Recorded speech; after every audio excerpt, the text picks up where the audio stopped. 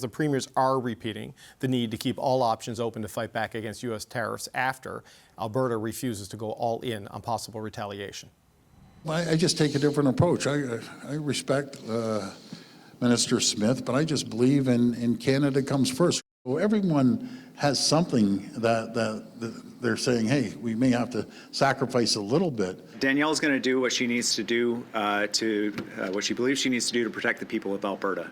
Our country is under direct threat by the President-elect of the United States. It is a declaration of economic war, in my opinion. And in wartime, people need to come together and support each other. Whatever it takes to ensure we get the attention of the Americans. Alberta Premier Danielle Smith said yesterday she couldn't go along with the federal plan to fight tariffs because it doesn't rule out export taxes on Alberta energy, and she doubled down on that stance today. Writing on social media, how about this for building a Team Canada approach? Stop threatening the livelihoods of tens of thousands of Albertans and Canadians via an energy export tax or ban. Today, when asked if Alberta's reluctance will harm Canada's response to incoming tariffs, Conservative leader Pierre Poilievre laid the blame at the feet of the Liberal government.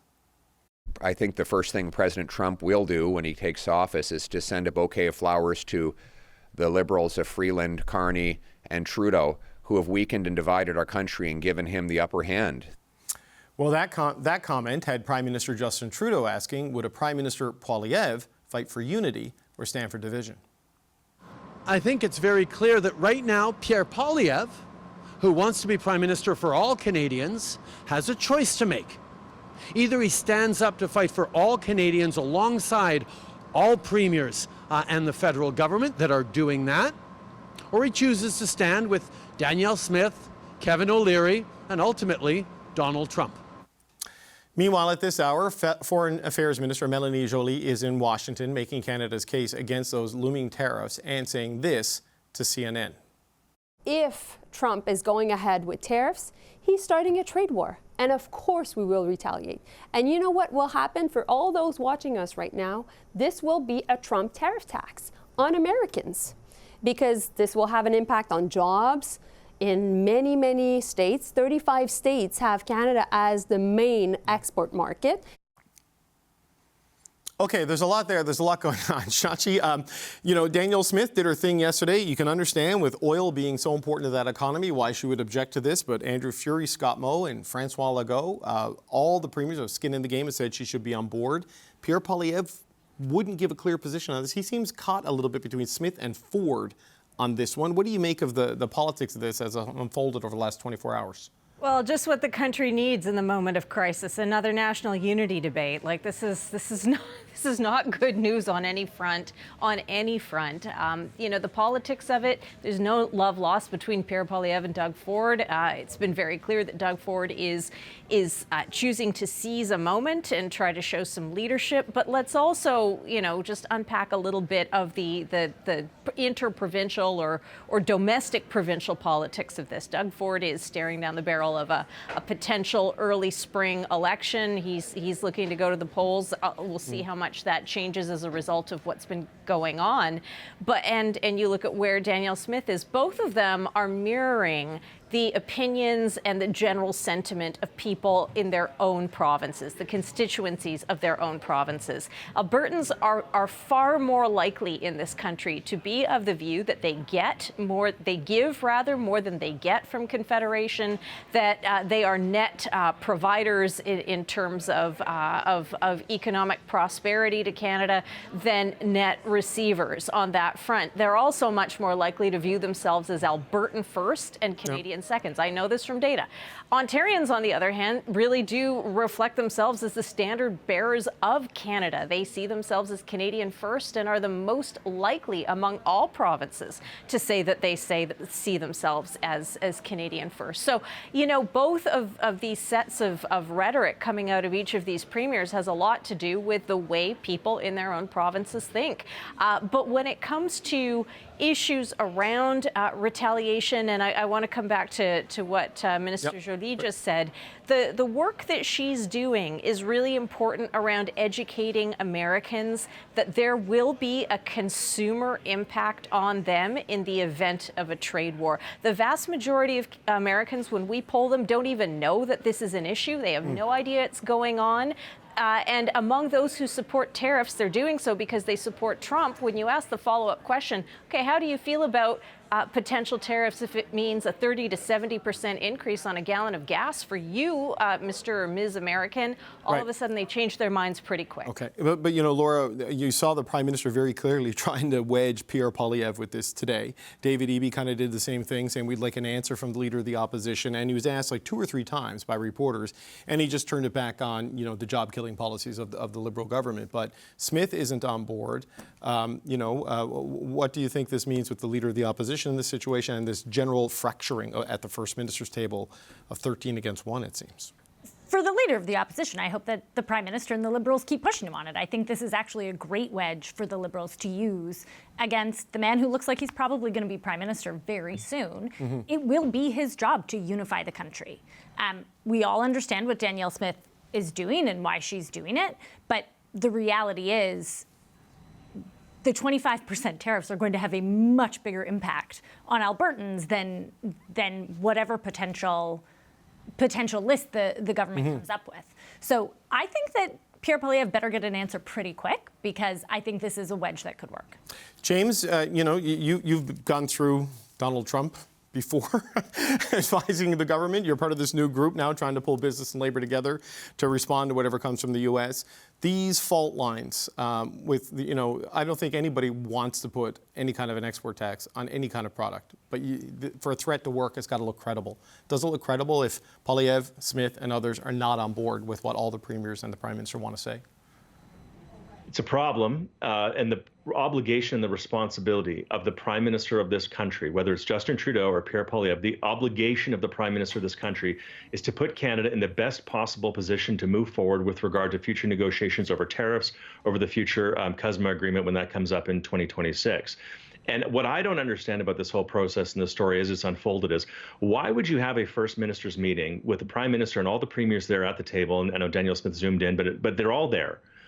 Typically, in these kinds of settings, a statement or a joint statement is agreed to well before the meeting is gavelled into order. Yeah. And you know what the statement is ahead of time. If the Prime Minister of this country knows that there's disunity around the statement, why do you have to have a statement that exposes Canada's divisions? When we negotiated the FTA back in 1988 and 89, and then there were divisions between the provinces and the federal government. That was true with NAFTA as well. It was true with the USMCA or CUSMA as well. There are always divisions within country. We're a confederation with different constituent parts that have different stresses and needs and demands. And that's fine and normal. It happens in the United States as well. The obligation of the Prime Minister who sits atop of these debates is to make sure that everybody is together and that Canada's bargaining and negotiating position is maintained whole and that we're seen to be united. Why would they go forward with a statement knowing that Alberta wasn't comfortable with it? That's irresponsible, and it weakens Canada. This is on Justin Trudeau. We can say what we want about Danielle Smith and whether she should have signed it or not. It was irresponsible to have a statement that everybody didn't agree with, as we are just days away from Donald Trump imposing these tariffs, and now we've exposed a wound that he can exploit. Stupid, irresponsible statecraft by Justin Trudeau. Wasn't that exposed before, though, James? I mean, she went to Mar-a-Lago with Kevin O'Leary and basically told him what her position was. She said it in every interview she's done, Justin right? Trudeau. Yes, but he knows Alberta's not on board with this. Like, Donald Trump and his people would know this because she's told them.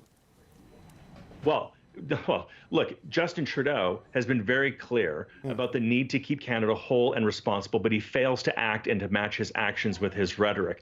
Look, if a premier of the country is invited down to Mar-a-Lago, a premier should go. A mayor should go. There's an obligation to build bridges and relationships with this administration because it's asymmetric and doesn't approach diplomatic relations in normal patterns, certainly in this lame duck period between Biden and Trump. But the irresponsibility of the Prime Minister to expose to the world and to expose to Americans officially through a government process that we are disunited, and then now we have premiers going at it against each other on the days before the president is inaugurated, is irresponsible. And it's the job of the Prime Minister to make sure that we're united, and he has failed in his job.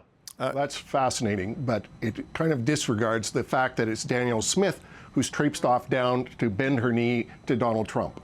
It has been Danielle Smith who has been offside with every other premier of every other political stripe in this country. We've got an opposition leader who can't unite his own party, can't articulate what his own position is, saying that the problem is laid at the feet of the current Prime Minister and those 12 premiers who agree. I think that's a bit of an odd assessment, James. Well, look, the Parliament of Canada also gave a set-aside for the province of Quebec and dairy workers and the supply-managed dairy industry. So the government of Canada is okay giving a set-aside for one province, but then chastises another province when they demand equal treatment. Is that appropriate? What's the set-aside? I mean, where exactly is Pierre Poilievre on this? There's a Bloc Québécois private members bill that said that the dairy sector and the supply-managed agricultural sectors in the province of Quebec should not be touched in any future negotiation. By the way, really dumb strategically also in negotiations because you've now put a red flag on an industry that Donald Trump will now go after. But everybody knew that was there anyway. I mean, that's been... Now, go ahead. That has been there for decades. Everybody knows that the supply management issue is a big issue. Everyone knows the pharmaceutical IP issue is a big issue. Everybody knows water rights are. I mean, we know what that historic list is. I guess the question is, what was the political smarts of going down and portraying the province of Alberta as being completely offside from where the rest of the Federation was at? And I guess that to me is the big question. Well, you weren't there and I wasn't there. I don't know exactly what she said to President Trump, but I imagine one of the things that she probably said to President Trump is Canada is an ally. Canada and Alberta, we are allies to the United States. 1/3 of our exports to you are Canadian oil and gas and energy products that keep American prices low, that allow the American economy to grow. And Alberta and Canada are friends of yours. Look, I've known Danielle Smith since we were both 16 years old. She's a Canadian and she's a patriot. And if she went down there, I promise you what she had to say was that Alberta and Canada are friends of yours. Don't go after us. She didn't go there to say divide and conquer us. She went there to say Alberta and Canadian energy is an asset to America. Don't tax Americans away from one of your greatest sources of economic strength. That has definitely been a part of her message, publicly and privately, based on the conversations we've had with Danielle Smith on the show. And James, I take your point about the private member bill from the Bloc, but Shachi, there's a difference in trade negotiations and trade war. Right? And I wonder, it's like what you have as your negotiating objectives and then what you have to do in an unpredictable, unprecedented situation from your biggest market and your biggest ally where they say they're going to blow up your economy for reasons that don't stand up to scrutiny. So, I mean, what do you make of where this is? Well, I mean, we don't know until we know. I think we can assume that Donald Trump is not going to change his mind, that January 20th is going to come and go with the things he's promised and the announcements that he's made and that he said he'll make. In which case, yeah, the extent to which this is going to have an impact, not just, when we talk about the economy, we're talking about Canadian households, we're talking about people's jobs, we're talking about people's livelihoods.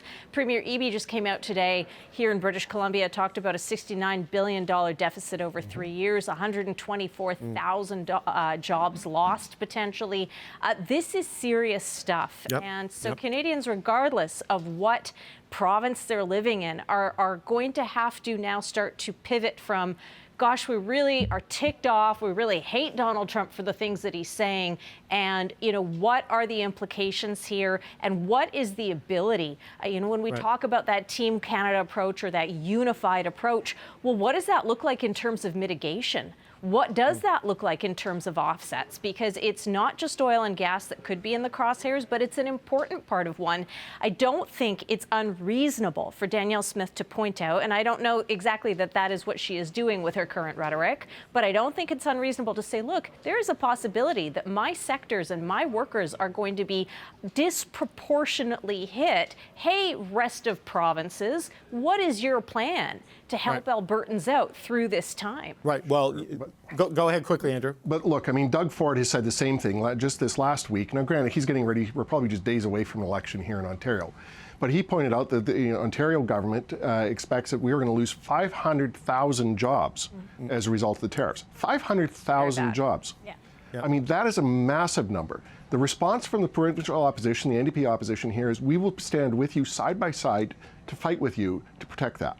Yeah. And that's what we need every party, every premier stepping up across the country to do. Yeah, look, Andrew Furey and Scott Moe have oil industries. They don't want to do it, but they've said it has to be on the table as an option because we may have no choice. Quickly, a new tweet from Daniel Smith. I 100% agree with Pierre Poilievre. It's time to officially close the door on the Trudeau, Freeland, Carney Liberals and their destructive policies, which will only further divide our country and continue to hurt our relationship with the United States, our largest trading partner. It's time for new leadership for Canada that unleashes our resource economy and that unites us rather than divides us. So this is not getting any calmer, I would say. Helpful rhetoric. Yeah, here we are. So Laura, I'm going to give you the last word. While the guys are going at it, you were calm, so I'm going to let you finish it off. What do you make of this? Smith is not backing down. She's away on vacation with her family. She's going to Washington for the inauguration. She's going to speak publicly then. What do you make of where this is now? I mean, I think it would be really great if Danielle Smith recognized that the trade war is going to be with Donald Trump and not with Justin Trudeau and the Liberals. That is the reality. Yeah, okay, all right, we'll leave it there. I want to thank you all. That was fun. Shachi Curl, James Moore, Andrew Thompson, and Laura D'Angelo. Andrew, it was fun. I enjoyed that. Hope the audience did too.